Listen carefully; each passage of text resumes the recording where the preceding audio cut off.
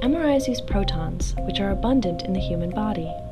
All protons spin, creating a small magnetic charge.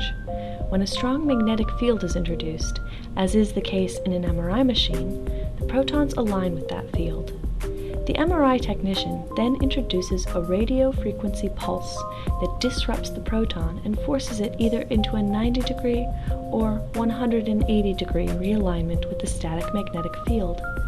Since the radio frequency pulse pushed the proton against its nature, once this pulse is turned off, the protons realign with that magnetic field, releasing electromagnetic energy along the way.